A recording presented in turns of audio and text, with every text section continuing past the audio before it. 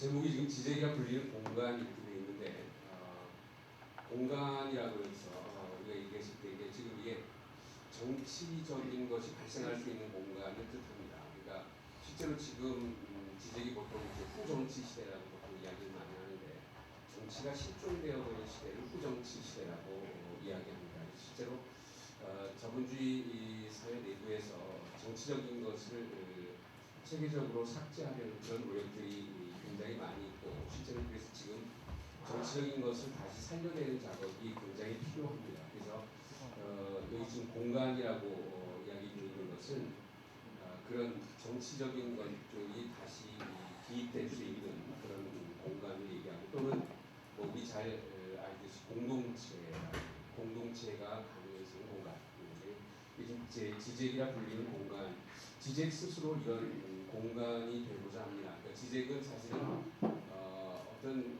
종합적인 체계 또는 실제로 해결과 낙관을 가지고 많은 작업을 하지만 자신의 종합적인 체계를 만들려고 하는 철학자라고 말하기는 좀 힘듭니다. 그러니까 철학자는 철학자지만 상황 속에 개입해서 어떤 틈을 만들어내려는, 그러니까 상황 속에 개입해서, 그러니까 개입이라고 하는 게 어쩌면 지적 철학의 가장 큰 주제 중에 하나가 상황에 어떻게 개입할 수 있을까. 그래서 그 상황에 틈을 만들어내서 그 상황이 갖는 그 연속성을 중지시켜서 실종되어 버린 어떤 정치적인 공간을 어떻게 복원시킬 수 있을까. 또는 그 공동체, 정치적 공동체라고 하는 것이 어떻게 가능할 수 있을까. 뭐 이런 것들이 지적이 하려고 하는 작업 중에 하나입니다. 그래서 그 밑에 보시면 지적 이렇게 되어 있고 처음에 그 지적은 실제로 지금 살아있는 지적을 이야기합니다. 그러니까 인물로서의 지적을 얘기하고 두 번째 인용부호가 되어 있는 지적이라고 인용부호가 되어 있는 것은 우리가 이제 지적이라고 하는 사람이 이야기한 것들을 굉장히 서로 다른 이질적인 문맥에서 끌어다가 쓸 수 있죠. 이제 이질적인 문맥에서 끌어다가 쓰면 실제 지적과는 다른 이야기를 얼마든지 할 수도 있고 그 문맥에 따라서 아주 다양하고도 이질적인 그런 의미들을 생산해낼 수 있는 이걸 이제 구조주의가 기표라고 합니다. 그러니까 인용할 수 있는 것, 그러니까 우리 이름 같은 거죠. 이름. 그러니까 우리 실제 인물, 우리는 실제 인물로서의 우리가 있고 또 우리 이름이 있죠. 그 이름을 이제 구조주의가 기표라고 부릅니다. 그러니까 보통 죽어서 이름을 남긴다고 할 때 그 이름은 이미 상징이 되어버린 거죠. 그러니까 지적이라는 이름이 상징하는 것. 그러니까 여러 가지 문맥에서 다른 목적으로 끌어다 쓸 수 있는 그러나 지적이라는 이름이 상징하고 있는 것. 이것을 이제 인용부호 지적이라고 얘기할 수 있습니다. 그래서 첫 번째 지적은 동일한 자로서의 지적이라면 두 번째 그 인용부호 속에 들어가 있는 지적은 여러 가지 다양한 의미, 차이로서의 지적입니다. 그러니까 차이를 만들어낼 수 있는 지적. 그 다음에 이제 제가 오늘 정말로 말씀드리고자 하는 것이 지적이라는 공간입니다. 그러니까 지적이라는 공간은 동일성으로서의 인물이나 또는 기표로서 또는 차이로서의 지적과는 다른 공간. 이 공간은 빈 공간입니다. 그러니까 텅 비어 있는 공간이죠. 그러니까 기표로 채울 수 없는 공간 또는 인격으로 채울 수 없는 어떤 공간. 그것이 이제 지금 자본주의 세계에서 어떤 틈을 만들어낼 수 있는 그런 빈 공간이 되겠습니다. 자, 먼저 첫 번째 인물로서의 지적입니다. 여러분 뭐 잘 아시겠지만 슬라보의 지적 49년생이고요. 유고슬라비아에서 태어났습니다. 지금은 이제 유고슬라비아가 많이 분열되어 있죠. 그래서 슬로베니아의 수도인 류블라나에서 출생했고 뭐 영화에 관한 이야기들을 굉장히 많이 합니다. 그래서 히치콕의 사이코를 15번 이상 본 영화를 만들고 영화에 대한 글을 쓰고 싶었던 소년. 막스의 고전들을 읽은 후에 당시 슬로베니아에서 가장 큰 영향력을 미치고 있던 하이데거에게 빠져 있다가 여기 그 지적의 그 학문적인 배경의 시작은 프랑크푸르트 스쿨입니다. 그러니까 이미 지적이 청년이 되기도 전에 이 슬로베니아의 그 프랑크푸르트 스쿨에 관한 그런 논의들이 굉장히 많이 있었고 그래서 이제 프랑크푸르트 스쿨을 비판하는 것으로 시작해서 하이데거로 갔습니다. 슬로베니아에서 가장 큰 영향력을 미치고 있던 하이데거에게 빠져 있다가 프랑스 구조주의 혁명에 맞닥뜨리게 된 19년. 그래서 구조주의를 혁명이라고 표현했는데요. 그러니까 이제 구조주의는 우리가 보통 혁명이라고 부를 수 있습니다. 그러니까 구조주의 이후에는 구조주의 이전의 사유들을 다시 반복할 수가 없습니다. 그러니까 구조주의가 일종의 한 단절을 이야기하는 거죠. 그러니까 일종의 사유의 단절입니다. 그러니까 그런 걸 우리가 혁명이라고 하는데 구조주의 혁명에 맞닥뜨리게 된 청년. 그래서 이제 두 가지 질문이 나오는데요. 세계가 존재하는가 이런 질문. 지적인 이 질문이 굉장히 중요합니다. 그러니까 세계가 없다는 뜻이 아니고 세계가 온전한 형태로 존재하는가 이런 의미입니다. 세계가 온전한 틈이 없이 세계가 온전한 형태로 존재하는가. 지금 자본주의는 자본을 통해서 그 틈을 메우려고 하죠. 그래서 자본의 독재, 자본의 전체주의 이런 것들을 만들어내려고 합니다. 그런데 지적은 그 자본의 독재 속에서 끊임없이 어떤 틈을 만들어내려고 하기 때문에 세계가 존재하는가라는 질문은 굉장히 중요한 질문이고 또 하나 이 질문이 중요한 이유는 그 존재하는가라고 하는 존재라는 말이 있습니다. 그러니까 지적은 라칸의 정신 분석을 존재론으로 만들려고 합니다. 그런데 이 존재론이 바로 뭐냐면 틈을 가지고 있는 게 존재론입니다. 그러니까 어떤 점에서 이게 의미론과 다르냐면 의미라고 하는 것은 틈을 가지면 안 됩니다. 그러니까 의미라고 하는 것은 어떤 체계를 이루려고 하는데 그 체계는 틈이 없는 것이고 모든 것을 의미로 설명할 수 있다. 다시 말해서 지식으로 설명할 수 있다. 이렇게 되죠. 왜? 지식으로 설명할 수 있으면 모든 걸 지배할 수 있습니다.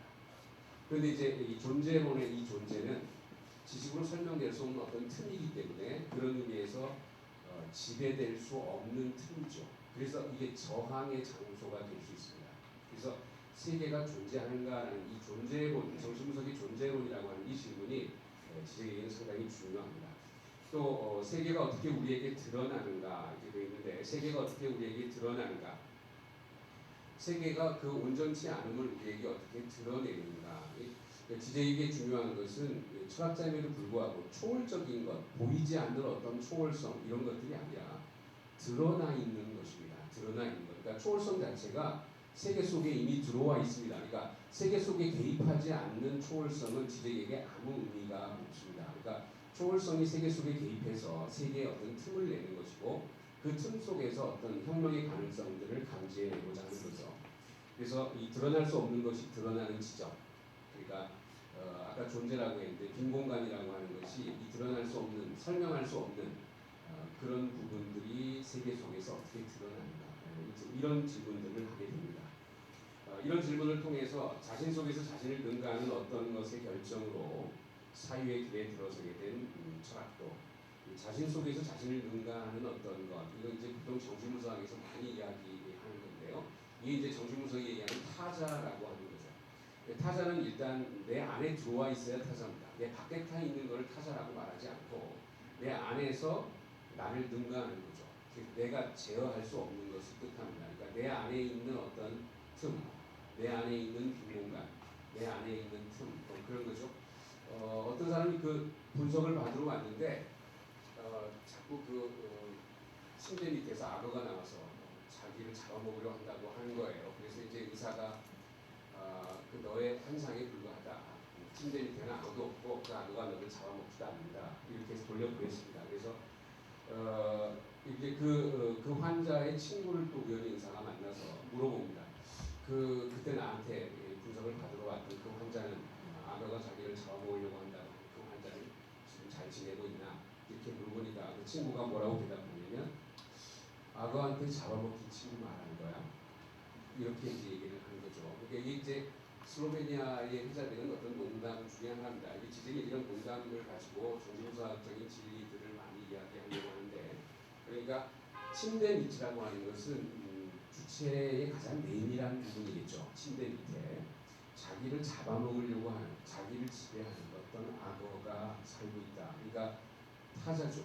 그러니까 이제 내 속에서 나를 능가하는 어떤 틈, 구멍, 이제 이런 것들. 그래서 이제 이 주체가 결핍되어 있다. 이제 이런 얘기들을 하게 됩니다. 왜냐하면 이런 이 결핍이 정신분석에서는 욕망으로 작동하기 때문에 예를 들어서 우리가 커뮤니스트 디자이어를 얘기할 때 그 디자이어라는 것도 틈이 없으면 결핍이 없으면 어떤 욕망도 생겨나지 않습니다. 그래서 이 자신 속에서 자신을 능가하는 어떤 것 이게 이제 주체의 결핍을 뜻한다면 지적에게는 이 주체의 결핍은 그 전에 정신분석학에서 많이 이야기된 것이고 지적이 여기 덧붙이는 것은 뭐냐면 타자도 결핍되어 있습니다.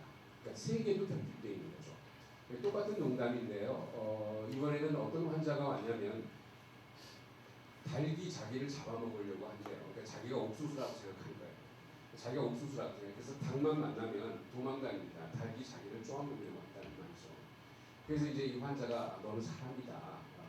너는 옥수수가 아니야. 그래서 돌려보냈는데 나가자마자 닭을 보고 다시 돌아왔습니다. 얼굴이 아주 질려가지고. 그래서 그 환자가 얘기합니다. 너 의사가 다시 말하죠. 너는 사람이니까 옥수수가 아니야. 나도 그건 알고 있어요. 그런데 저 닭이 만약에 그걸 모르면, 저 닭이 만약에 나를 옥수수라고 생각하면 어떻게 하죠? 그러니까 그 닭이라는 타자, 그러니까 세계, 사회. 보통 그 전에 정신분석학적인 치료가요.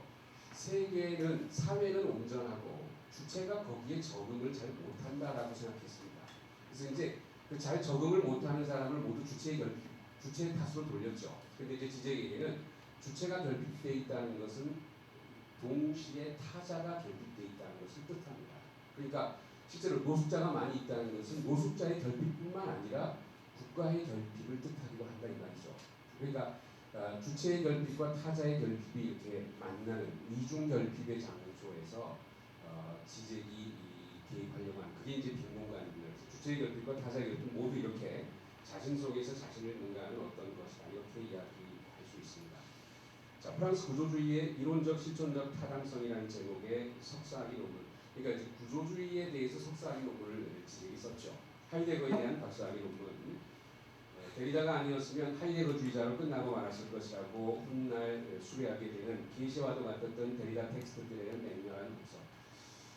제가 이런 이야기를 자꾸 여기저기서 합니다만 실제로 지제는 데리다와 정치적 입장이 많이 틀립니다. 그래서 데리다에 대해서 상당히 비판적인데 비판적이면서도 실제 데리다와 굉장히 많이 닮아 있습니다. 그러니까 데리다가 이제 독법이라고 하는 데리다의 읽기 어떻게 읽느냐 이렇게 있습니다. 예를 들어서 플라톤을 데리다가 읽는다면 데리다가 어떤 이론을 가지고 와서 플라톤을 해체하는 게 아니라 그게 이제 해체라고 하는데요.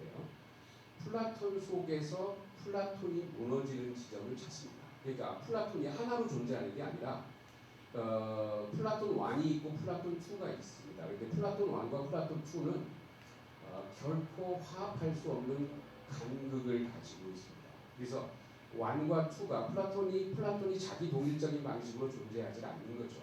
그래서 플라톤 속에는 플라톤이 지배할 수 없는 어떤 또 다른 플라톤의 틈이 있다. 이렇게 있습니다. 그러니까 이런 데리다의 읽기를 지적이 상당 부분 반복하고 있는 것은 사실이고 다만 지적은 이것을 해결적이라고 이야기할 뿐입니다. 그러니까 그런 점에서 데리다와 상당히 많이 닮아 있습니다. 실제 데리다에 대한 독서가 지적에게 굉장히 많이 있었습니다. 최종 선택지로서는 그런데 데리다를 택하는 게 아니라 락강을 택하게 되죠. 칸트 속에서 칸트를 능가하는 방식 이런 식으로 있는 거죠. 칸트 속에서 칸트를 능가하는 사람이 누구냐면 헤겔입니다.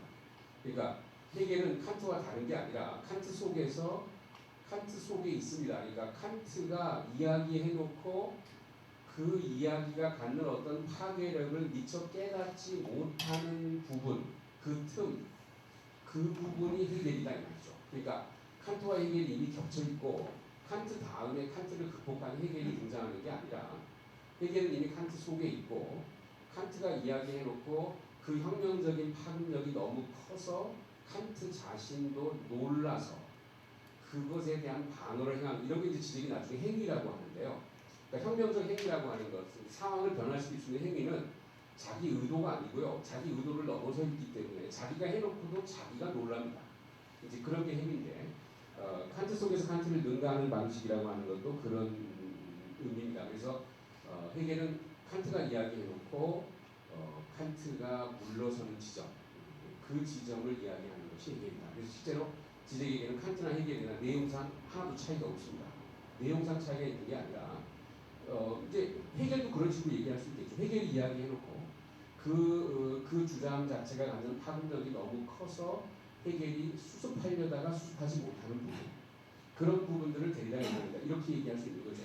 모더니즘과 포스트 모더니즘과 관계도 다 마찬가지고, 그러니까 이 정신분석이 읽기라고 하는 것은 이런 식입니다. 두 가지를 대립으로 파악하는 게 아니라 어떤 것 속에서 그것을 능가하는 방식으로 읽어내는 것들을 이야기합니다.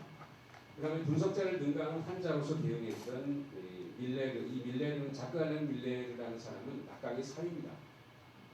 이 락강의 사위에 대해서 박사학위 논문을 한 번 더 썼는데요.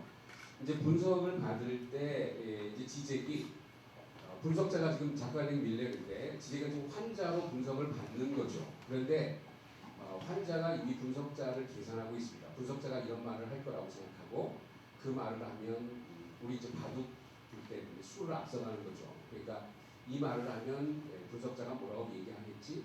근데 이 말을 하면 또 뭐라고 얘기할 테니까 내가 이런 말을 해야지.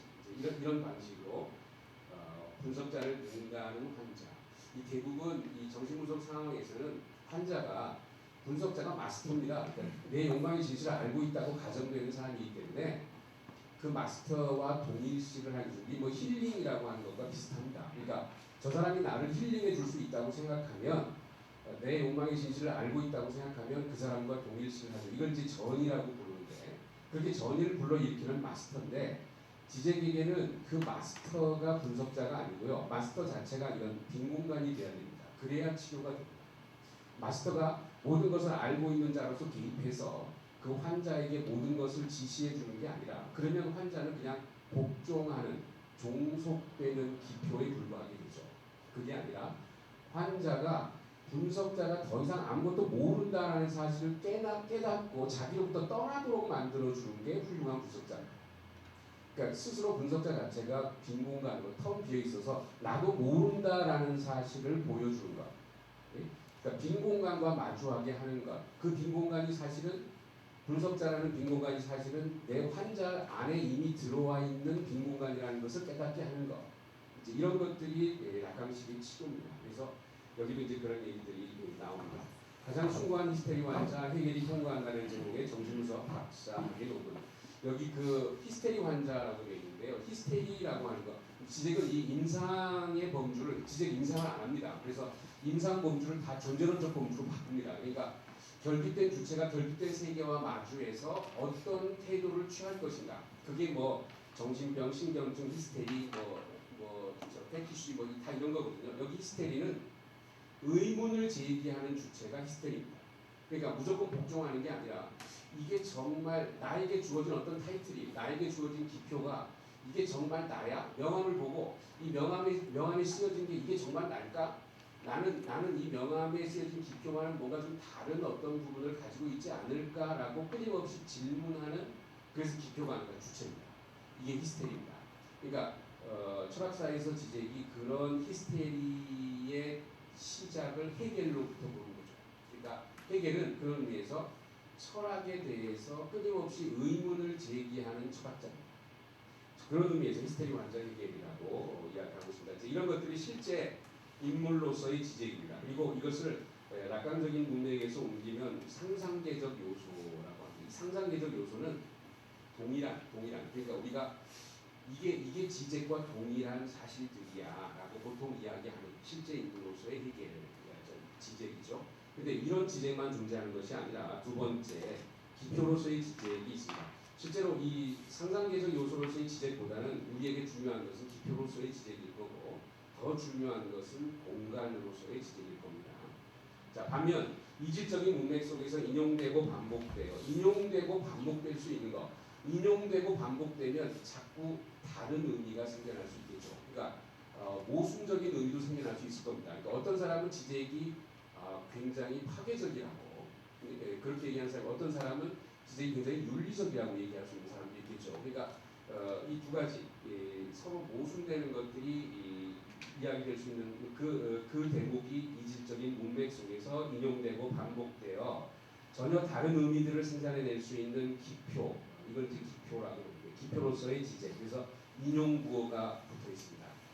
실제 우리도 보면 우리 이름이 어떤 다른 문맥에서 우리가 쓴 글을 누가 다른 문맥에서 인용할 때 실제 내 의도와는 전혀 다르게 인용될 수 있죠. 그런 의미의 기표를 얘기합니다. 자, 우선 정신분석과 철학이 하는 두 지적 기표가 지적을 말합니다. 지적은 정신분석과 철학, 락강과 헤겔을 결합시키는 사람입니다. 그러니까 정신분석이라고 하는, 여기서 정신분석은 주로 지적이 여기서 끌어오는 것은 아까 말한 틈입니다. 틈, 결핍. 여기서 욕망이 나오는 이 결핍. 그 다음에 철학은 대부분 그 틈이라고 하는 것을 메꾸어서 정합적인 체계를 만들어내는 게 철학이죠. 그런데 지적은 헤겔의 절대 지식이라고 하는 것이 그런 정합적인 체계가 아니라 틈이라고 주장합니다. 그래서 정신분석과 철학, 헤겔과 락강을 결합하는 이런 사람이 지적입니다. 락강을 락강보다 더 잘하는 정신분석학자 칸트와 헤겔, 쉘링의 주체 개념을 통해 이 언론 보시고 여기 독일 관념론자들인데요. 지적은 락강에게서는 분명하게 드러나지 않았던 주체 개념, 이게 이제 지적이 단순히 락강의 해설을 넘어서서 지적이 어떤 사상적인 측면을 가지고 독립적인 부분들이 있는데 그게 뭐냐면 독일 관념론에서 주체 개념을 끌어오는 겁니다. 독일 관념론에서. 그리고 여기 칸트, 헤겔, 쉘링, 뭐 피테 같은 사람들 이런 사람들에게서 주체 개념을 끌어오는데 칸트, 헤겔, 쉘링 우리가 얼른 봐도 관념론자다 이렇게 보통 얘기되는데 지적은 칸트나 헤겔, 쉘링의 주체가 관념론적인 주체가 아니라 유물론적 주체라고 주장합니다. 그러니까 그 점이 이제 아주 특이한 점인데요. 칸트와 헤겔의 주체가 유물론적 주체다 이렇게 주장하고 왜 유물론적 주체냐? 틈을 가진 빈 공간이기 때문에 정합적이지 못하기 때문에 그렇다라고 이야기를 합니다. 그래서 이제 칸트가 일종의 지적에 이르는 혁명인데 칸트의 혁명이 뭐냐면 철학 속에 틈이라고 하는 것이 철학을 가능하게 한다. 이것이 칸트의 코페르니쿠스적인 전환이라고 생각하는 거죠. 그러니까 철학 속에 어떤 틈을, 그러니까 결국 메꿀 수 없는 틈이죠. 결국 메꿀 수 없는 틈이라고 하는 것이 철학 속에 있고 오히려 그것이 철학을 가능하게 한다. 불가능하게 하는 게 아니라 오히려 그것이 철학을 가능하게 한다. 이렇게 얘기하는 사람이 칸트다. 이렇게 얘기를 하고 있습니다. 그래서 이런 주체 개념을 통해서 구조주의 정신분석에는 주체라는 개념이 없습니다. 주체 대신에 구조가 있죠. 그러니까 구조주의는 구조가 주체를 대신하는 게 구조주의입니다. 그러니까 구조주의에서 기표만, 그러니까 인간은 다 기표로 존재하죠. 구조주의는. 그런데 주체라고 하는 것이 보통 우리가 윤리학을 얘기하려면 구조라고 하는 걸 중지시킬 수 있으려면 자본주의 구조, 자본주의 체계를 중지시킬 수 있는 어떤 틈을 만들어내려면 주체가 있어야 됩니다. 주체라는 틈, 주체라는 빈 공간이 있어야 됩니다. 그래서 주체의 윤리학, 정신분석의 윤리학, 그러니까 윤리학이라는 얘기를 하려면 주체 개념이 꼭 필요합니다. 그래서 알티스의 입으로 계속 사라져버린 그 주체라고 하는 것들을 다시 끄집어내는 구조주의 정신분석을 주체의 정신분석으로 변화시킨 철학자. 라클라우의 말대로 지적이 속한, 지난 시간에 우리 라클라우에 대해서 얘기했었습니다. 라클라우의 말대로 지적이 속한 슬로베니아 락강파는 임상을 강조하는 프랑스나 문학이나 예술의 영역을 중심으로 삼는 영미권과도 다르게 락강의 범주들을 철학적이고 정치적인 반성을 위해 사용한다. 그러니까 이제 지적이 있고요. 물라덴 돌라라고 지적이 친구가 있습니다. 그리고 주판치치라고 지적이 제자가 있습니다. 이 세 사람이 이제 슬로베니아 학파의 대표적인 사람인데 지적이 자기 이제 삼색당이라고 그래요. 그래서 당 이름이 삼색당이고 당원이 3명입니다. 지적하고 돌라하고 주판치치하고 이렇게 3명입니다.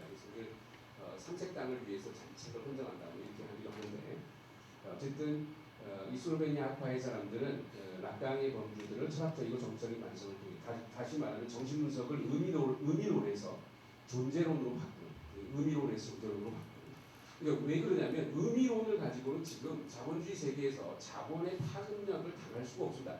자본의 파급력에 어떤 틈을 만들어낼 수가 없는 거고, 왜냐하면 의미론은 틈이라고 하는 것을 의미로 채우려고 합니다. 또 근본적인 의미론의 전제가 뭐냐면 틈이 의미로 채워질 수 있다라는 겁니다. 예를 들어서 우리가 마이클 하트나 네그리의 예를 들어서 또는 들레즈의 탈영토화 이런 얘기를 한다 할지라도 이 탈영토화라는 것이 지금 자본이 작동하는 방식입니다. 이제 그렇게 얘기합니다. 그러니까 탈영토화를 통해서 자본을 비판한다고 할지라도 자본 역시 스스로 탈영토화의 방식으로 작동합니다. 예를 들어서 개인 미디어가 있다고 생각해 보세요. 개인 미디어가 있는데 개인 미디어는 원래 개인들의 공간, 개인들의 소통 공간을 위해서 만들어졌습니다. 그런데 지금 미국에서 개인 미디어가 하고 있는 일은 개인들이 가지고 있는 상품을 팔아요. 그러니까 우리가 어떤 탈영토화가 행해지면 그 탈영토화가 자본이 침투할 수 있는 길을 아주 역설적으로 열어주는 거죠. 그러니까 자본 자체가 이미 혁명적이고 탈영토화의 방식으로 작동하기 때문에 그런 의미론의 방식으로는 더 이상 혁명이 가능하다 또는 비판이 가능하지 않다고 생각하기 때문에 존재론 그것들을 중지시킬 수 있는 어떤 틈, 의미를 중지시킬 수 있는 틈 이런 것들을 끊임없이 이야기하게 됩니다.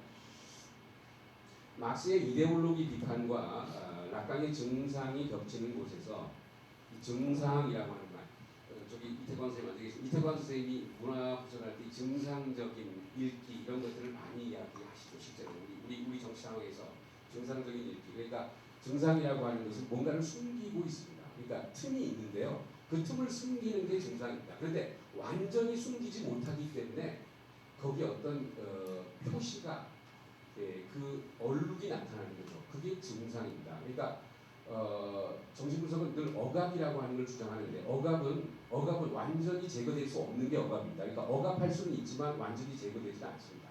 그래서 완전히 제거되지 않고 억압하기 때문에 그 억압이 불충분하죠. 억압은 늘 불충분합니다. 왜냐하면 사후에 늘 다시 돌아오거든요. 억압된 것은 다시 돌아옵니다. 그래서 그 불충분한 어떤 얼룩이 남는 지점을 증상이라고 부르고 그 증상을 읽으면 실제로 나타난 것과는 다른 부분들이 이야기될 수 있는 것이죠. 이제 그걸 증상이라고 합니다. 그래서 막스의 이데올로기 비판과 락강의 증상이 겹치는 곳에 지적이 서있다. 조금 내려가셔서 대중문화로 설명할 수 없는 철학은 철학이 아니라고 주장하면서 이게 진짜 유명한 말이죠. 그러니까 아도르노가 얘기했던 고급문화와 대중문화의 구분 이런 걸 아주 가분히 뛰어넘습니다. 그냥 아주 고민하지 않고 뛰어넘습니다. 그러니까 이게 무슨 말이냐면 대중문화로 설명할 수 없는 철학은 철학이 아니다. 실제로 지적이 이렇게 씁니다. 그러니까 할리우드 B급 영화 가지고 분석을 하고, 그러니까 할리우드 B급 영화를 가지고 예를 들어서 뭐 채플린의 영화나 히치콕의 영화나 사실 B급 영화, 채플린이나 또 데이비드 린치의 영화 이런 것들을 가지고 칸트와 헤겔을 이야기합니다. 그러니까 칸트와 헤겔을 가지고 그 영화를 분석하는 게 아니고요. 칸트와 헤겔 이론을 할리우드 B급 영화와 겹쳐놓는 거죠. 겹쳐놓습니다. 단순히 응용의 차원이 아니라 겹쳐놓습니다. 그래서 그것들이 세계의 틈을 드러내는 방식을 보여줍니다. 그러니까 단순히 그냥 영화 비평가나 이런 게 아니라 실제로 자기 영화 이론이 없다고 지금들 얘기합니다. 그러니까 그 두 가지를 겹쳐놓음으로써 세계가 감추려고 하는 어떤 틈을 드러내는 작업 이런 것들이 이 지적의 작업이라고 말할 수 있습니다. 오페라에 관한 책이 있죠. 예. 오페라의 두 번째 죽음이라는 책이 있습니다. 오페라에서 탐정 소설. 그러니까 이 오페라도 상당히 재미있는 게 예를 들어서 오페라와 주체 개념, 그러니까 서구적 주체 개념을 오페라와 연결시켜서 설명하는 책입니다. 그다음에 탐정 소설, 예를 들어서 뭐 셜록 홈즈가 등장하는 세계와 그 이후에 뭐 데넷 같은 사람에게 등장 챈들러나 데넷 같은 사람에게 등장하는 이런 탐정 소설은 지적에게는 완전히 다른 세계를 그립니다. 그러니까 셜록 홈즈는 완전히 중립적으로 관찰하고 사색해서 문제를 해결할 수 있는 그런 세계에 존재했어요. 그러니까 셜록 홈즈는 사실 사건 현장에 한 번밖에 안 가죠. 그리고 셜록 홈즈 읽어보시면 뭐 당연히 늘 항상 파이프 담배 불고 소파에 깊이 파묻혀서 불 켜지 말라고 하고 늘 처음 얘기를 뭡니까? 다 해결해놓고 왓슨에게 어떻게 해결했나를 이야기해주죠. 그러니까 이성적이고 합리적인 추리로 모든 문제를 해결합니다. 그러니까 이런 세계는 실제로 탐정이 범죄자와 같아질 수 있는 가능성은 전혀 없죠. 그런데 챈들러나 데넷 같은 사람에게 이런 탐정 소설이 어떻게 나오냐면 탐정 자체가 범죄가 발생할 수 있는 공간과 떨어져서 중립적으로 그것을 관찰할 수 있는 주체 이런 공간이 더 이상 없고요. 이런 누아르라는 영화 있잖아요. 누아르 세계에 보면 보통 범인이 경찰이잖아요. 경찰의 고급 간부가 범인이잖아요. 그러니까 범인을 쫓는 사람과 범인이 같습니다. 그러니까 범인을 쫓는 사람과 범인이 같아지는 선과 악이 같아지는 그런 누아르 세계의 탐정은 전혀 다른 우주를 이야기하게 되는 거죠. 그러니까 해결식으로 얘기해서 대립물의 일치, 선과 악이 같아지거든요. 아주 드물게 그러니까 이런 것이 사실은 고전인데 오이디푸스 왕 같은 게 사실은 이미 그런 누아르 우주를 보여주고 있죠. 그러니까 오이디푸스는 자기 아버지를 죽인 자를 추적하지만 범인은 자기죠. 그러니까 탐정이자 범인이죠. 이미 오이디푸스 왕이 그런 것들이 등장하게 됩니다. 그런 점에서 이제 어떤 정신분석이 추구하는 진실 같은 것들이 어떤 의미를 가질 수 있겠죠. 자, 우열을 가릴 수 없는 다양한 기표들이 지제 속에 응축되어 있다. 그런 다양성의 기표들로 이루어진 이질적인 충체이다. 다양성은 아까 그 동일성보다는 의미의 범주, 일종의 해석학이죠. 의미의 범주, 다양한 의미들을 이야기하는. 근데 이제 이런 것들이 우리가 이제 지금 우리 시대의 정치적인 문맥으로 옮기면 다문화주의 같은 겁니다. 다문화주의. 근데 지적이 다문화주의를 별로 좋아하지 않는 이유는 뭐냐면 이 다문화주의가 아까 이 다문화의 어떤 다양성이라고 하는 것이 여전히 이 어떤 부분들을 가지고 있는 자본 자체가 탈영토화의 방식으로 존재하기 때문에 이 자본의 다양성은 사실은 그 다양성 뒤에 자본이라고 하는 하나가 숨어 있습니다. 자본의 전체주의죠. 그러니까 자본의 전체주의가 작동하는 방식이 다양성입니다. 그래서 다문화주의를 가지고는 자본을 비판할 수 없다는 게 지적의 생각입니다. 그래서 실제로 어떤 공동체 자체가 시장과 이미 같아져 버리는 그런 사회에서 어떤 비판이 가능할까 이런 문제 또 하나 있고 또 하나가 뭐냐면 이게 이제 이 다문화주의가 제일 많이 강조하는 것은 뭐냐면 문맥인데요, 컨텍스트입니다. 그런데 이 문맥에 의존하게 되면 예를 들어서 미국에서 이제 흑인 여자가 버스를 탔는데 백인들이 그 버스를 타지 못하게 했다. 이런 게 하나의 사건으로 이루어지면 그 뒤에 나오는 후속 조치들이 뭐냐면 그 사람 운전사에게 어떤 일이 있으면 살펴보고 운전사가 어떤 인종차별적인 어떤 견해를 가지고 있는데 왜 그러냐 하면 운전사는 이미 그런 환경에서 자라났기 때문에 그렇다. 그래서 그런 이데올로기 같은 것들을 지적해주고 운전사와 그 흑인 여자가 서로 그래서 그 흑인 여자가 주말에 탈 때는 무료로 타게 해준다. 또 뭐 여러 가지 그 흑인 여자의 그 상황에 맞게 편의를 봐준다. 이렇게 해서 그냥 끝납니다.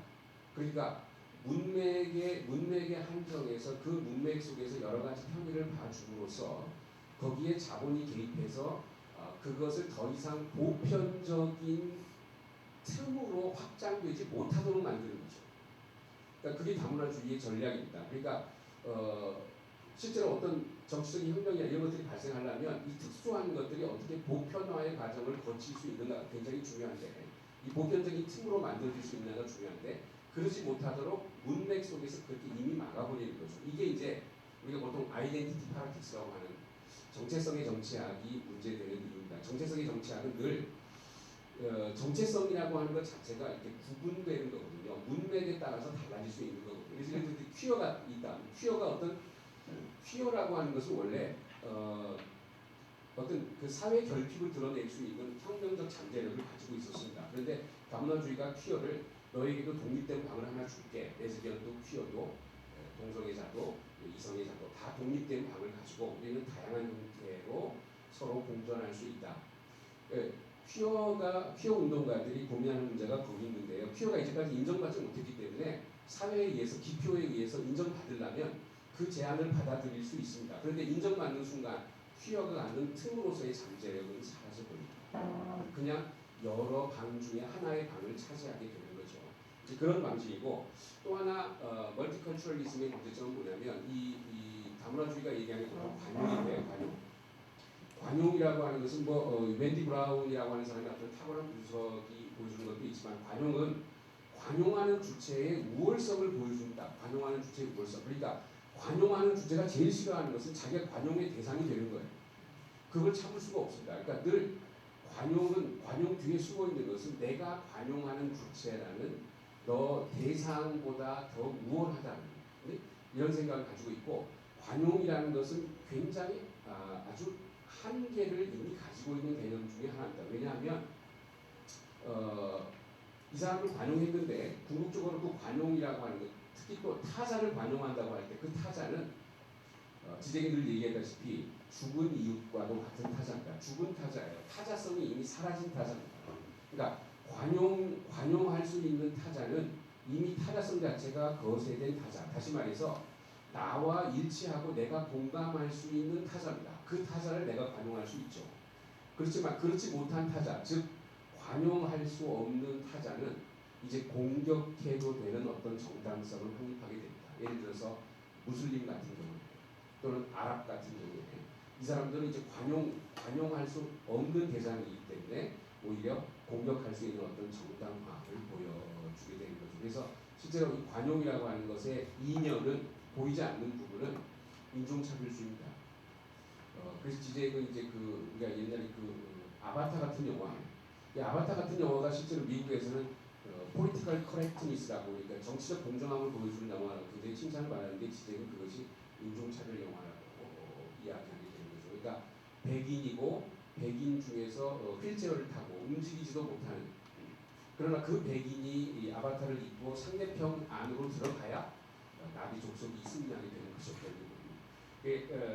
그런 것들을 숨기고 있는, 그래서 문제는 뭐냐면 이런 어떤 수평적인 다양성, 이게 문제가 되는 게 아니라 수직적인 적대라고 하는 거, 라클라우가 있는 수직적인 적대. 그러니까 실제로 수평적인 어떤 다양성은 수직적인 적대를 숨기고 있죠.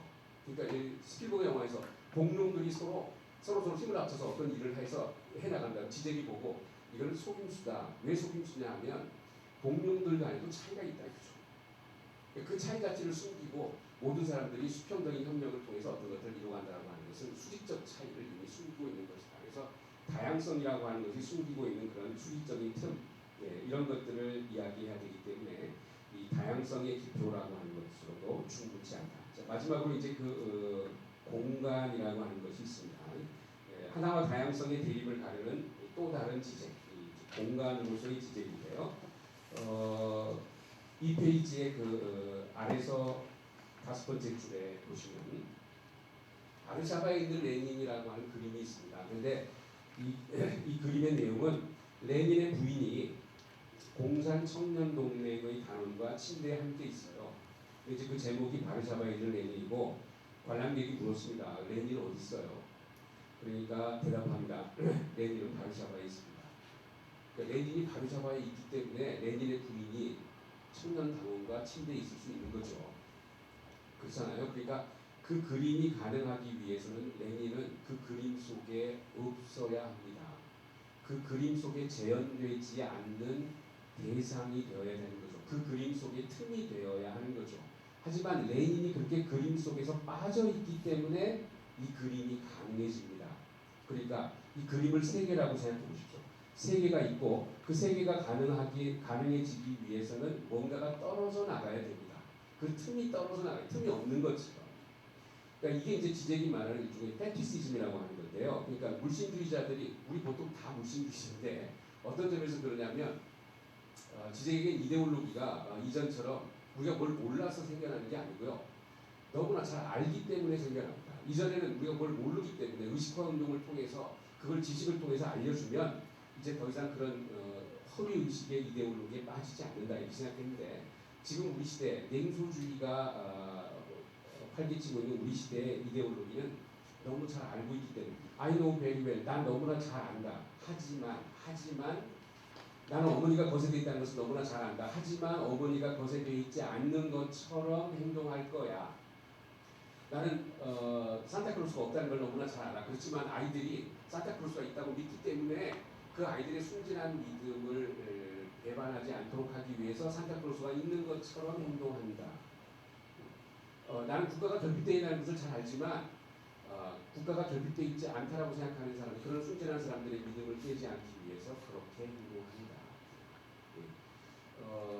결핍을 잘 알지만 내가 국회에 있는 것은 않기 때문에 나는 그냥 투표를 산행한다.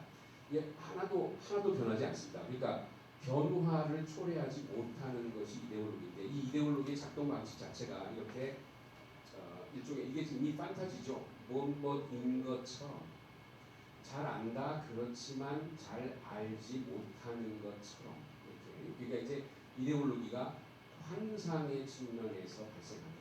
이 환상이라고 하는 게 뭐냐면 틈이 있기 때문에 환상이 생깁니다. 틈이 있기 때문에 환상을 통해서 그걸 메꾸려고 하는 거죠.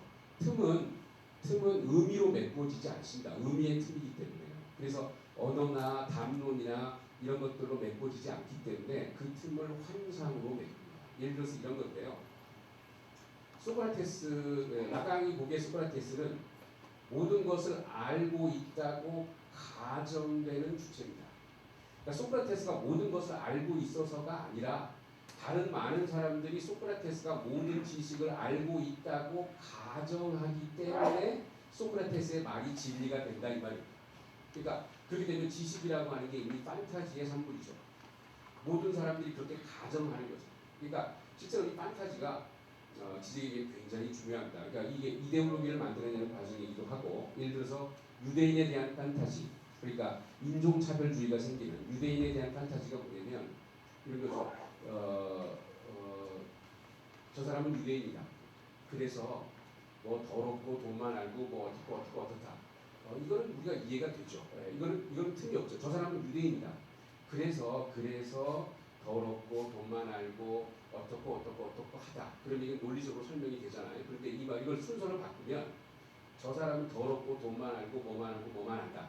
왜냐하면 유대인이니까. 지금 이 문장은 왜냐하면 유대인이니까 이 문장은 실제로 논리적으로 설명할 수 있는 것 이상을 품고 있습니다. 또 저 사람 왜 싫어? 이렇게 해서 싫어. 그게 아니라 저 사람 왜 싫어? 유대인이니까.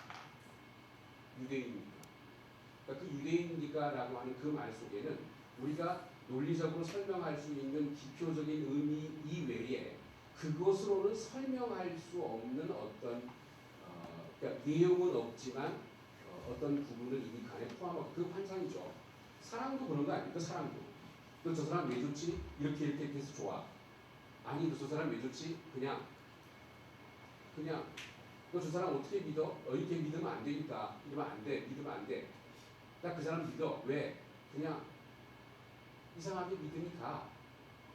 그러니까 이 환상이라고 하는 것이 인간의 삶을 규정하는 아주 중요한 요소가 됩니다. 이데올로기도 환상에서 나오고 또 인종차별주의 같은 이런 것들도 다 환상에서 나오게 되는 거죠. 그래서 이렇게 지금 바르샤바에 있는 애니처럼 환상은 이런 빈 구멍을 드러내는 동시에 그것을 채우려고 합니다. 그래서 이런 대목에서 이데올로기 같은 것들이 많이 등장하게 되는 거죠. 자, 3페이지입니다. 3페이지 두 번째 단락입니다. 지난주에도 아마 그 얘기가 조금 나왔던 것 같은데 지금 이 예의 세 번째 줄입니다. 두 번째 단락 세 번째 줄에 미친 신용을 해서 군복무를 피해보려는 신병이 자기 눈앞에 있는 종이를 모두 점검하면서 이게 아니야 라고 외친다. 정신과 의사에게 보내진 그는 의사 앞에서 쓰레기통의 휴지들까지도 점검하며 이게 아니야를 되풀이한다. 그가 정말로 미쳤다고 확신한 의사가 군복무를 면제해주는 허가서를 주는 순간 그는 기쁨에 넘쳐 이렇게 말한다. 바로 이거야. 그러니까 지적의 말대로 마지막에 나타난 이 작은 쪽지가 낙강적 의미의 대상 소타자이다. 그러니까 만들어진다는 거죠. 사후적으로 만들어진다는 거죠. 이미 처음부터 주어져 있는 어떤 것이 아니라 이 틈이라고 하는 것은 기표들 속에서 계속 아니야 이게 아니야 라는 이 기표들의 반복 속에서 만들어지는 틈 그거야. 그러니까 이건 이제 해겔식으로 얘기하면 미네르바의 올빼미는 황혼역이 되어서야 날갯짓을 한다. 지적이 이걸 그러다가 지금 이 부분을 설명한다. 그러니까 늘 존재하는 모든 것들은 항상 사후적인 방식으로 재구성된다는 거죠. 재구성된다는 겁니다. 그러니까 진리 자체가 재구성된 형태로만 존재할 수 있다는 거죠. 그래서 과거, 현재, 미래가 있으면 과거가 이미 끝난 상태로 존재하는 것이 과거가 아니라 과거 속에서 실제로 발생하지 않는 가능성, 잠재성으로 남아있던 것들이 아직 발생하지 않은 것으로 다시 말해서 미래로 다시 돌아올 것으로 현재 속으로 들어와서 현재 속에 틈을 내면 그때 과거가 비로소 과거가 됩니다. 그러니까 과거가 이미 끝난 것으로 존재하는 게 아니라 과거 속에서 우리 역사 속에서 실현되지 않는 어떤 가능성, 잠재성. 지적이 중요한 것은 이미 실행된 역사가 아니라 역사 속에서 남아있는 실행되지 않은 상태로 잠재적이고도 가능성의 형태로 남아있던 것이 아직 발생하지 않았다는 의미에서 미래죠. 우리에게 다시 와야 할 것으로 현재 속에 들어와서 현재의 틈을 낼 때, 그래서 현재 속에서 과거와 미래가 모두 겹쳐질 때, 그때 비로소 과거는 과거가 되고 미래는 미래가 되고 현재는 현재가 됩니다.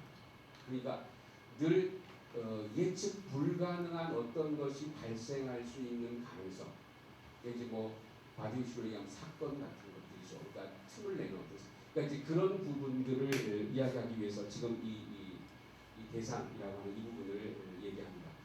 이런 면제 허가서가 기표 체계 자체를 통해서 산출된 대상이기 때문입니다. 지적이 예를 들고 중에 이런 게 있어요. 그 자동차 조립하는 공장이 있는데요. 이게 이제 히치콕이 찍으려고 했다가 결국 안 찍어서 영화 속에서는 안 나타난대요. 그런데 이제 자동차 공장이 여기 조립하고 뭐 예를 들어서 여기 이제 뭐 창문을 조립하고 붙이고 여기 뭐 엔진을 붙이고 여기 이렇게 해서 마지막에 이제 자동차 하나가 완전하게 완성돼서 나오잖아요. 그래서 마지막에 이제 자동차가 완성돼서 나왔는데 자동차 문을 여니까 그 안에서 시체가 하나 떨어져 나옵니다. 이런 게 오지 않아요. 그러니까 기표들 속에서 계산될 수 있는 방식으로 설명될 수 있는 게 아니라 기표들이 전혀 예측할 수 없었던 어떤 것들이 마지막 공정 속에서 떨어져 나오는 거죠. 이 시체라는 거, 이게 기표들의 죽음이라는 거, 의미의 죽음이라고 하는 거. 그러니까 기표들이 전혀 예측할 수 없었던 기표들의 틈, 뭔가가 온전하지 않았다는 것을 보여주는 거죠. 그 안에서 시체가 나온다는 것이. 그러니까 이런 틈이 드러나는 지점, 이제 이런 지점을 자본이라고 하는 의미, 이것들은 파악하지 못한다라고 생각하기 때문에 이런 잉여물이라고 하는 것들을 이야기하고 있고, 이 잉여물은 지금 제가 시체라고 예를 들었는데, 그래서 초월적인 대상이 아니고, 그래서 네 번째 중입니다. 초월적 대상이 아니라 반복되는 기표들의 틈이다. 지잭은 락강에 대타자는 없다라는 말을 굉장히 중요하게 받아들이는데, 대타자가 없다는 얘기는 초월적인 것이 없다는 뜻입니다. 그러니까 마스터가 없다는 뜻이죠. 그래서 어떤 초월성에 기대는 것이 아니라 그 초월성을 망가뜨리는 틈, 이제 그런 부분을 늘 부여잡으려고 이야기 4페이지입니다. 그래서 그 틈이라고 하는 것은 세 번째 줄에 무와 같습니다. nothing입니다. 내용이 아무것도 없어요. 시체, 배설물, 시체, 배설물. 뭐 우리 뭐 아간베 같은 경우에 이런 것들은 호모사피엔이라고 있겠고, 바디 같은 뺄셈이라고 얘기하죠. 뺄셈이라 뭔가가 빠져 있는 부분이죠. 그러나 2 플러스 0은 2에서 그 0이라고 하는 게 오지 않고 0이라고 하는 게, 이 0이 더해져 있는데요. 내용상 차이는 없죠. 텅 비어 있기 때문에 내용상 차이는 없지만 왼쪽에 플러스 0이라고 붙어 있는 부분은 오른쪽은 그 0이 없기 때문에 오른쪽이 결합하는 것을 보여주죠. 뭔가가 더해져서 익세스입니다. 남아 돌아서 오른쪽이 뭔가가 결핍되어 있다는 것을 보여주는 거. 그러니까 이렇게 여기에 이렇게 뭔가 이렇게 붙어 있습니다. 뭔가 이게 이제 잉여죠. 이렇게 붙어 있으면 이게 이렇게 안쪽으로 접히면 이만큼이 결핍이 되죠. 그렇잖아요. 그죠? 이게 이렇게 안쪽으로 이렇게 접히면 그만큼이 이렇게 빠져나가잖아요. 그러니까 실제로 익세스라고 하는 것과 플러스와 레기라고 하는 마이너스가 사실은 같은 것이다. 플러스 마이너스가. 그러니까 뭔가가 남아 돈다라고 하는 것은 온전하지 않다는 것을 보여주는 그런 결핍으로 작동할 수 있다. 저런 것을 첫 달락 안에서 세 번째 줄에 보면 탈구라고 합니다. 탈구라고 하는 out of joint라고 하는 건데요. 지잭의 존재로는 이게 이 세계 자체가 처음부터 이런 틈에 의해서 탈구되면 틈이 생기잖아요. 이 탈구에 의해서 만들어져 있습니다. 그러니까 세계 자체가 이미 탈구에 의해서 구성되어 있기 때문에 무로부터의 창조 뭐 이런 얘기 하죠. 그래서 이 틈은 지워질 수 없는 틈입니다. 이 기원적 틈이에요. 그래서 이 기원적인 틈을 없는 것처럼 이렇게 메꾸어 버리는 것, 이런 것들이 구조이자 체계이자 자본주의 같은 것들이고, 그런 것들이, 그러니까 실제로 자본주의가 가장 중요하게 생각하는 건 아무 일도 일어나지 않는다. 아무 일도 일어나지 않을 거야. 이게 자본주의 모토죠. 예? 너 불나? 니네 집이 불나? 보험으로 해줄게. 아무 일도 안 생길 거야. 그 아무 일도 안 생기는, 예를 들어서 뉴욕에서 퍼포먼스를 하는데 매일매일 새로운 것으로 퍼포먼스 합니다. 이제 더 이상 할 게 없어가지고 뭐 교황 얼굴을 그려놓고 위에 오줌을 갈기고 뭐 별걸 다 하는데 지적이 뭐라 그래요? 지루하다. 네, 그게 자본이 작동하는 방식입니다. 굉장히 많은 상품들이 매일 다르지만 초코파이가 5종류나 있지만 먹어보면 다 그게 그거잖아요. 네? 학교 앞에 식당 50군데가 있지만 가서 한 이틀만 먹어보면 내나 그게 그거다. 먹을 데가 없어. 이게 자본이 작동하는 방식입니다. 그러니까 다양성이 가져오는 지루함, 그것들을 깰 수 있는, 그것들을 망가뜨릴 수 있는 어떤 틈의 기, 이런 것들이 지적에게는 철학이나 정신분석이 해야 되는 일, 그러니까 탈구라고 하는 그런 부분들을 이야기합니다. 네, 시간에 비해서 조금 넘어가겠습니다. 5페이지입니다.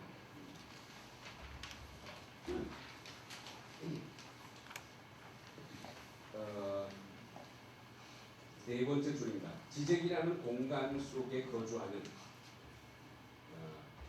괴물. 지적이 콜롬비아인가 어디서 강연하면서 자기가 I am monster라고 얘기하는데 나는 괴물이다 이렇게 얘기하는, 철학자가 나는 괴물이다 이렇게 얘기하는. 그러니까 이 괴물은 틈을 얘기합니다. 괴물은 내가 괴물이다라는 것은. 근데 실제로 지적 강연하시는 거 많이 보신 분 있으시겠지만 지적이 틱이 굉장히 심하거든요. 굉장히 코도 많고 틱도 심하고, 실제로 어떤 맥스 버틀러 같은 사람은 이 지적이 제자인데요. 지적 자체가 오브제하다 이렇게 얘기하는. 지적을 봐라. 지적 자체가 오브제하다. 이때 이 오브제하는 배설물과 같은 존재라는 뜻입니다. 소크라테스처럼 고결한 기표가 아니라 일종의 지적 자신이 틈이 돼요. 그러니까 자본주의의 어떤 틈을 내려고 하는. 그러니까 지적이 말하는 공산주의도 그런 의미입니다. 그러니까 이 틈으로서의 공산주의, 틈을 낼 수 있는, 자본주의 시대에 틈을 낼 수 있는 어떤 이념, 그런 것들이 지적에게는 아주 중요합니다. 그래서 이제 그런 것을 주체라고 부릅니다. 주체. 그래서 이 주체로서의 지적은 기표들의 다양성이 아닌 불가능성을 이야기합니다. 이 부분이 중요한. 그러니까 기표들의 다양성이 해결책이 아니라 불가능성을 부여잡는 것. 이게 지적이 말하는 공산주의입니다. 그러니까 불가능성, 불가능한 것. 그런데 이 불가능한 것이 예를 들어서 이 지적이 이제 보편성 같은 거 얘기할 때도, 보편성 얘기할 때 여기 보면 이게 이제 주체가 있잖아요. 이 주체라고 하는 것이 있으면 민주주의 보통 우리가 얘기할 때 민주주의는 이 빈 공간을 가지고 있잖아요. 민주주의라고 하는 게 빈 공간이죠. 라클라우도 그렇고 사실 클로드 르포르라고 하는 사람도 그렇고 지난해 우리 애들 라클라우도 그렇고, 민주주의는 권력의 중심이 텅 비어 있는 체제가 민주주의입니다. 그러니까 이미 그 안에 이 엠티 플레이스를 가지고 있는 이 부분이죠. 이 엠티 플레이스를 가지고 있는 이런 점에서는 지적도 이 틈이라고 하는 부분을 이런 엠티 플레이스와 연결시킬 수 있습니다. 다만 지금 민주주의가 자본주의와, 예를 들어서 이 민주주의와 자본주의가 지금 지적에게는 우리 시대의 두 가지 대타자입니다. 그래서 민주주의 자체가 자본주의 이데올로기가 되어버렸다는 거죠. 그래서 이 틈 자체를 자꾸 자본이라고 하는 기표를 통해서 메꾸어 버리려고 합니다. 근데 문제는 뭐냐면 이 지적 주장은 이겁니다. 이 폼이라고 하는 게 이렇게 텅 빈 공간이라고 하는 것이 순수한 형태로 남겨질 수 없다는 것이고, 이 텅 빈 공간이라고 하는 것은 늘 이렇게 순수한 텅 빈 공간이 아니라 이 얼룩이 져 있다는 거죠.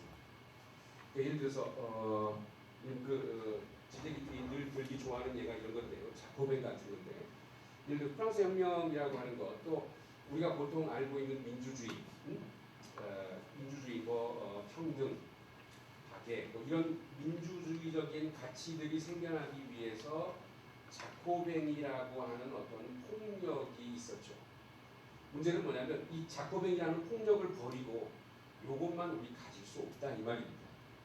지적주의. 그래서 남근이니까, 그러면 남근은 이 배설기관인 동시에 생식기관이기도 하잖아요.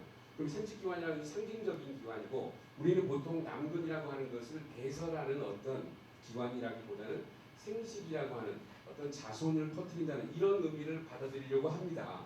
상징적 의미를. 그런데 지적 주장은 뭐냐면 처음부터 이걸 받아들일 수가 없다는 얘기죠. 이걸 받아들이고 난 이후에 이걸 받아들일 수 있다는 거죠.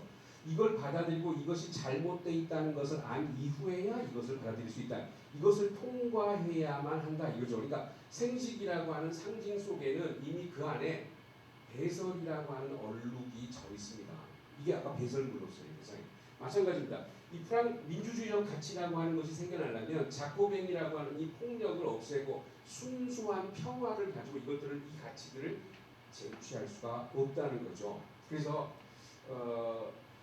물론 이제 이 자코벤 자체가 문제가 없다는 얘기는 아닙니다. 그러니까 일종의 도착적인 어떤 부분들을 가지고 있긴 있습니다만 지적 주장은 뭐냐면 늘 이 빈 공간 자체가 순수함을 가질 수 없고 늘 이것들이 이 얼룩으로만 그래서 주체도 이런 얼룩으로 세계도 이런 얼룩으로만 존재할 수 있습니다. 주체와 세계가 만나는 이 얼룩 이 주체와 세계를 이렇게 볼 수도 있겠죠. 이 주체와 세계가 만나는 이 얼룩 이게 지금 지적이 얘기하는 이 괴물이라고 하는 부분입니다. 그러니까 주체 결핍과 세계 결핍이 만나는 이런 부분에서 이런 것들을 얘기할 수 있다. 그래서 보편성이라는 것도요.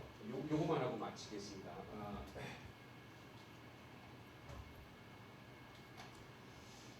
예를 들어서 이 진리라고 하는 게 있으면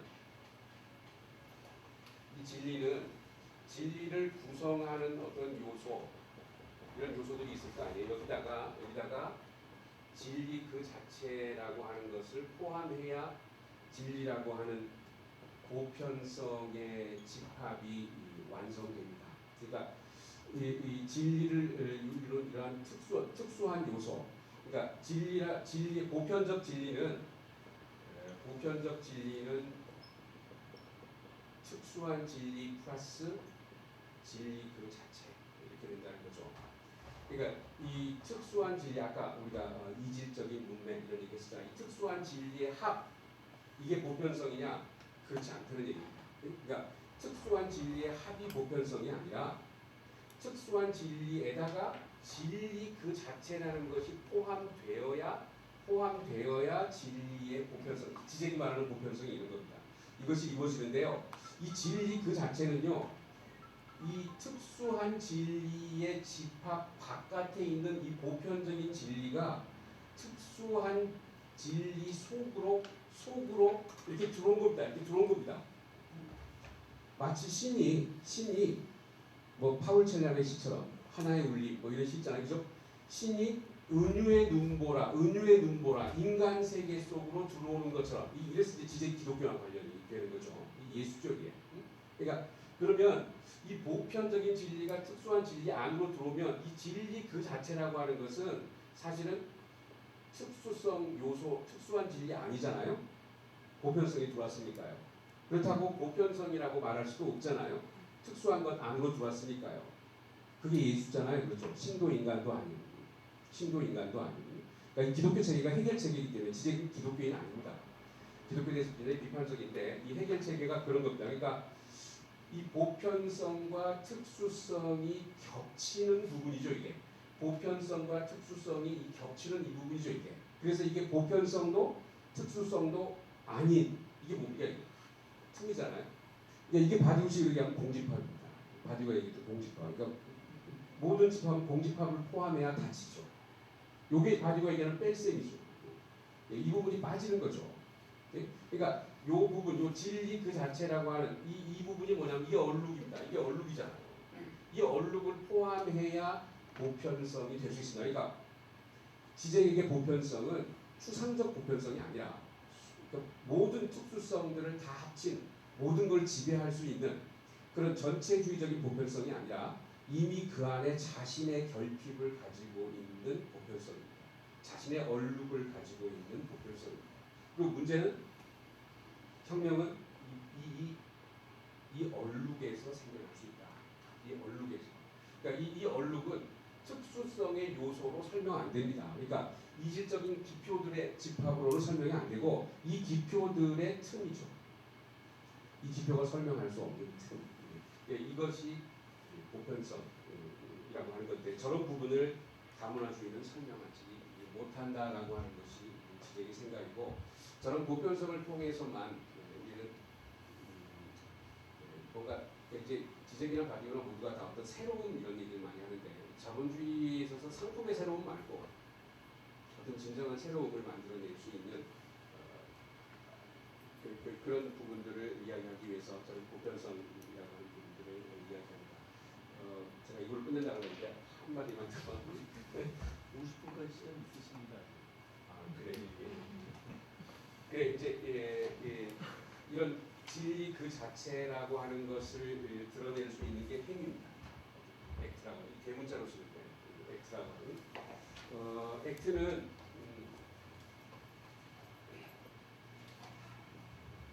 이 액션하고 틀립니다. 액션은 그때그때 상황에 반응하는 게 액션입니다.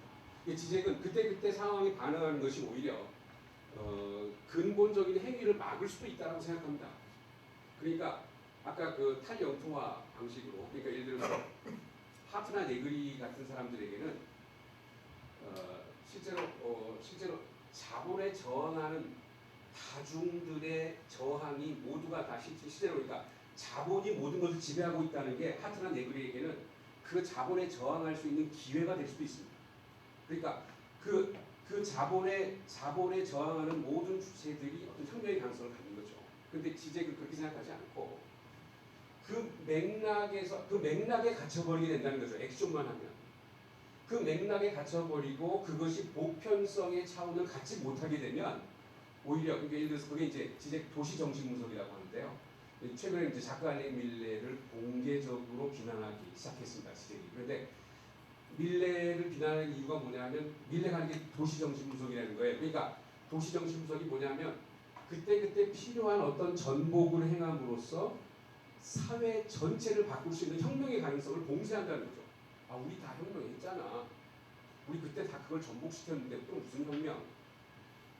그러니까 이 액션은 상황 속에서 상황을 바꿀 수는 있지만 이것이 보편화의 가능성을 끌어내지 못하고 상황에 안주해 버릴 때 그것이 액션이라면 이 액트는 그것 자체를 보편적인 차원으로 끌어올릴 수 있는 차원을 얘기합니다. 그래서 자살을 해도요. 액션의 자살은 뭐냐면 이 액션이 나쁘다는 게 아닙니다. 액션이라도 해야 됩니다 우리. 근데 이 액션식의 자살은 뭐냐면 사회 메시지를 전하는 겁니다. 예를 들어서 노동자의 권리를 옹호하라 노동자가 부실을 했을 때 이것은 분명히 사회에 어떤 메시지를 보내는 거죠. 그런데 적어도 이 노동자는 사회가 자기 말을 들어줄 사회가 존재한다는 걸 전제하고 있죠. 근데 낙강식으로 사회가 존재하지 않는다, 사회는 온전한 형태로 존재하지 않는다 그러면 문제가 달라집니다. 예를 들어서 그 수용소에서 겨우 살아나왔던 사람들, 수용소에서 그 많은 고초를 겪고 죽지 않고 살아남았던 사람들이 보통 1, 2년 안에 자살합니다. 자살하는 이유는 뭐냐 하면 나와서 무슨 얘기를 하려고 하는데 얘기를 들어줄 사람이 없는 거예요. 그러니까 화자도 없고요. 왜냐면 진짜 그 일을 겪었던 사람은 다 죽어버렸잖아요. 증언할 사람이 없죠. 청자도 없습니다. 나와서 실제 그 얘기를 그 사람이 그렇게 했다는 얘기를 다른 사람에게 얘기해주면 사람들이 안 믿어요. 응? 그래서 더 이상 자신이 이야기할 수 없다는 것을 깨닫자마자 자살을 부릅니다. 마찬가지로 이 액션은 적어도 사회 자체의 변화를 초래할 때 사회가 있다는 것, 내 말을 들어줄 타자가 있다는 것, 청자가 있다는 것을 전제로 하는 것이 액션이라면 그거보다 훨씬 더 레디컬한 게 액트인데 이 액트는 사회 자체가 존재하지 않는다는 것을 보여주는 겁니다. 그래서 이 액트의 차원은 뭐냐면 이거 아무 의미가 없어 보여요. 이건 여전히 의미 있는 죽음이지만 의미 있는 죽음이죠. 이건 의미 자체가 없어 보입니다. 그래서 오히려 의미 체계가 설명할 수 없는 것이 있다는 것을 보여줘요. 그 독일 영년이라는 영화가 있는데 이 독일 영년에 보면 아버지가 맨날 그 죽고 싶다 그래요. 그래서 애가 어느 날 우유에다 독을 타가지고 아버지한테 내민다 이렇게. 아버지가 그거 먹고 죽어요. 근데 여기서 지적이 설명하는 것은 아이가 그 독이 든 우유를 내밀 때 그 아이의 얼굴에 무슨 동정의 표시라든가 지겹다는 표시라든가 이런 것들이 들어가 있으면 이건 액트가 아닐 거예요. 근데 완전히 빈 공간이에요. 아무런 표정 없이 내밉니다. 그래서 아버지가 죽고 이 아이는 같이 놀아주는 애도 없고 가족도 없고 모든 것으로부터 소외돼서 아파트 공사장에서 떨어져서 죽습니다. 그러니까 이게 개죽음이죠. 그러니까 설명할 수 없는 죽음이죠. 이 설명할 수 없는 죽음의 장. 그러니까 이제 이런 것들이 어떤 사례입니다. 이런 것들을 보여줄 때 그런 것들이 지적에게는 윤리적인 행위 이런 것들 차원을 가질 수 있다. 이렇게 이야기한 한 가지 이제 아까 그 빈 공간은 기표가 아니라고 얘기했고 그래서 계산되거나 숫자로 표현할 수 없는 건데 최근에 그 월스트리트 월가를 점령하라 인데 보면 우리는 99%다 이런 얘기가 나오죠. 99%다. 그런데 이제 이게 이제 정신분석이 보여주는 어떤 이중성인데요. 실제로 99%라고 하는 이 숫자는 우리 이제 지금까지 얘기한 어떤 틈 이런 것들과는 별로 관계가 없어 보인다. 이게 숫자잖아요. 지금 우리 시대의 통계라고 하는 것은 속임수죠. 속임수의 기표죠. 그런데 99%는 그런 속임수의 기표인 숫자임에도 불구하고 모든 것을 이렇게 숫자로 계산할 수 있다는 계산 가능성의 사회에서 이 숫자 자체가 동시에 뭐예요? 숫자를 와해시킬 수 있는 가능성을 보여준다. 그러니까 왜냐하면 이 99%는 이건 다양성, 이질성의 기표가 아니잖아요. 그렇죠. 99%는 야 우리는 이렇게 다양한 사람들이 있어 이런 뜻이 아니잖아요. 1% 빼고 우리는 다 이렇다는 거죠. 1% 빼고 우리는 다 배설물이라는 거잖아요. 그러니까 이 99%는 어떤 다양성이나 이질성의 기표를 벗어나서 그 기표 자체의 틈을 드러낼 수 있는 어떤 울림이나 메아리 같은 것이 될 수 있죠. 그러니까 얼핏 보면 그냥 숫자이기 때문에 어떤 통계 숫자 이런 거기 때문에 어떤 혁명적인 행위의 가능성을 가질 수 없는 것처럼 보이는 것도 사실은 늘 이중적입니다. 그래서 반대로 이런 숫자, 계산 가능성 또는 합리적인 질서 이런 것들을 완화시킬 수 있는 그런 비판적인 기능도 가질 수 있다는 거죠. 그래서 늘 이런 이중성, 틈에 갖는 이중성 이런 것들을 주목하는 것이 지적이다.